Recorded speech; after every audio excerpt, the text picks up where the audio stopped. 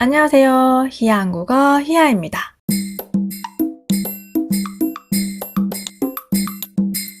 안녕하세요. 잘 들리세요? 저 잘 보이세요? 저는 잘 안 들려요. 로그아웃 되셨습니다. 저는 주로 스카이프로 수업을 하는데요. 가끔 이런 문제가 생길 때가 있어요. 참 당황스럽죠. 오늘은 지난 시간에 이어 재택근무에 대해 얘기해 볼 건데요.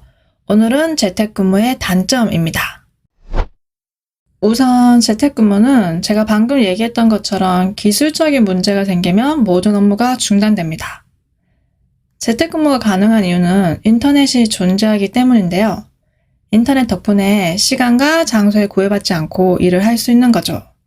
반면 기술적인 문제들, 예를 들어서 인터넷 연결이 끊기거나 노트북이 고장나면 끝!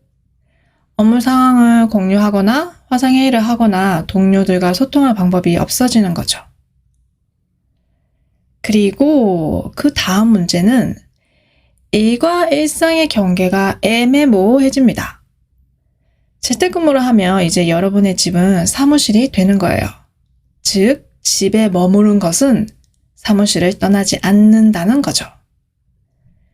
일반적으로 사람들이 사무실에 출근을 하면 누구나 다 이렇게 바랍니다. 적어도 저는 이랬습니다. 오늘 칼퇴근할 수 있게 해주세요. 제발. 이렇게 칼퇴근을 기다리는 이유가 뭘까요? 맞아요. 퇴근을 하면 집에 가서 쉴 수 있으니까요. 다시 말해서 사무실과 나의 생활 공간이 분리가 되면서 퇴근 후에는 나의 개인 시간을 즐길 수 있는 거예요. 근데 재택근무를 하면 이런 퇴근, 일의 종류가 어려워질 수 있어요. 집이 사무실이고 사무실이 집이다 보니 퇴근 시간이 지나도 일을 끝내지 못하고 그냥 계속 하는 거죠. 사실 제가 생각하는 재택근무의 최대 단점은 이거인 것 같아요. 공간의 분리가 어렵다. 여러분은 어떻게 생각하세요? 다음 단점은 집중하기 힘들다입니다. 집은 기본적으로 휴식을 취하는 곳이죠. 푹신한 침대도 있고 편안한 소파도 있고 TV도 있고 게임도 할 수 있고 재택근무를 하게 되면 이런 모든 것들의 유혹이 상당합니다. 유튜브 5분만 보고 일해야지 라고 하지만 1시간 동안 유튜브를 보고 있는 자신을 발견하게 될 거예요. 여러분도 이런 경험이 있으시죠? 나를 감시하는 사람이 없는 것은 스스로를 방심하게 만듭니다. 그리고 저의 경우는 제가 지금 아파트에 사는데 한국 아파트는 층간소음이 문제가 될 때가 꽤 있어요. 일을 할 때도 시끄러운 이웃이 있으면 집중하기가 어렵겠죠? 이렇게 재택근무를 하면 생각보다 방해 요소가 많습니다. 그리고 네 번째 문제점은 건강 관리가 어렵다. 재택근무를 지속적으로 하게 되면 건강이 나빠질 가능성이 크다고 합니다. 하루 종일 집에만 있으면 그만큼 움직이는 일이 적어지기 때문이겠죠? 근데 재택근무는 이런 신체적 건강뿐만 아니라 정신 건강에도 부정적인 영향을 끼친다고 하는데요. 스트레스, 불안, 우울증 증상을 호소하는 사람들이 많다고 해요. 혹시 여러분도 이런 적이 있으세요? 저는 사실 가끔 집에서 혼자 일하면 나 혼자 고립되어 있다는 생각이 들 때도 있어요.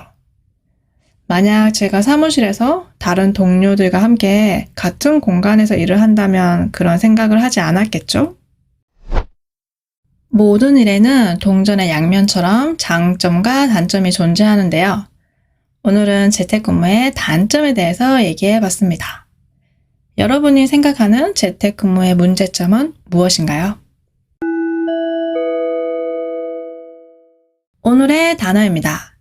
1번, 시간과 장소에 구애받지 않고 땡땡땡. 이 표현은 시간과 장소에 상관없이 내가 하고 싶은 일을 할 수 있다는 의미예요. 예를 들어 저는 학생들과 온라인 수업을 하는데 그럼 인터넷만 있으면 사실 어디에서나 수업을 할 수 있어요. 한국에서도 할 수 있고 해외 어디에서든 제가 원하는 곳에서 일을 할 수 있어요. 그리고 인터넷은 24시간 이용이 가능하니까 언제든지 일을 할 수 있고요. 그래서 저는 시간과 장소에 구애받지 않고 학생들과 한국어 수업을 할 수 있어요. 재택근무도 마찬가지입니다. 시간과 장소에 구애받지 않고 자유롭게 일을 할 수 있는 거죠. 2번, 애매모호하다. 애매모호하다는 A인지 B인지 명확하지 않다는 의미예요. 예를 들어서 여러분이 친구한테 주말에 영화 보러 갈래? 이렇게 물어봤어요. 근데 친구가 생각해 볼게. 이렇게 대답했어요. 그럼 이 친구는 영화를 보러 가고 싶은 걸까요? 안 가고 싶은 걸까요? 영화를 보러 갈 거라는 의미도 아니고, 근데 생각해 본다고 했으니까 안 갈 거라는 의미도 아닌 것 같아요. 명확하지 않네요. 이럴 때 우리는 애매모호하다고 할 수 있어요.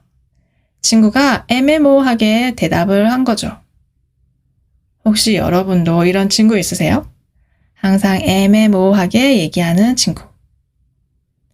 재택근무 얘기를 다시 해보자면 우리가 재택근무를 하면 집이 나의 일상의 공간인지 일을 하는 공간인지 그 경계가 애매모호해질 수 있어요.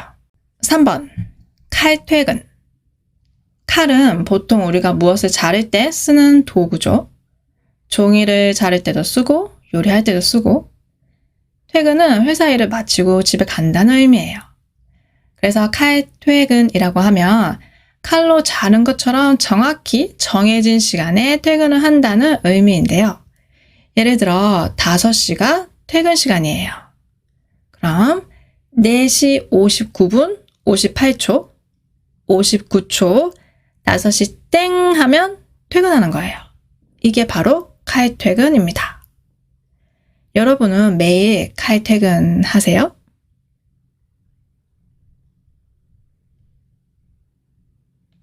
4번, 동사 원형 개 해주세요. 이 표현은 소원을 빌 때 쓸 수 있어요.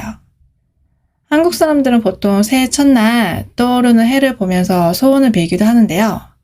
이런 소원들을 빌죠. 성적 잘 받게 해주세요. 올해는 취업할 수 있게 해주세요. 올해도 가족들 모두 건강하게 해주세요. 이렇게요. 직장인들은 매일 아침 출근해서 이런 소원을 빕니다. 오늘도 칼퇴근하게 해주세요. 여러분은 어떤 소원을 빌고 싶으세요? 5번, 지속적으로. 지속적으로는 계속이라는 의미예요. 이 둘의 차이는 계속이 지속적으로보다 조금 더 캐주얼한 느낌? 하지만 의미는 같습니다. 우리가 외국어를 공부할 때는 그 언어에 지속적으로 노출이 되는 게 중요하죠. 이렇게 팟캐스트를 들으면 지속적으로 그 언어의 소리를 들으면서 듣기 실력을 향상시킬 수 있습니다. 그리고 지속적으로 반복 학습을 하면서 내 것으로 만드는 것이 제일 중요해요. 재택근무 얘기를 다시 하자면 우리가 하루 이틀 집에서 일을 하는 건 사실 큰 문제가 없을 거예요. 근데 지속적으로 긴 시간 동안 계속 재택근무를 하면 건강이 나빠질 수도 있어요. 오늘은 이렇게 재택근무의 단점에 대해서 얘기를 해봤습니다. 오늘 에피소드가 좋았다면 좋아요, 구독, 팔로우 꼭 해주시고요. 오늘 배운 단어와 표현들 복습하는 것도 잊지 마세요. 그럼 오늘도 들어주셔서 감사합니다. 다음에 또 봐요. 안녕!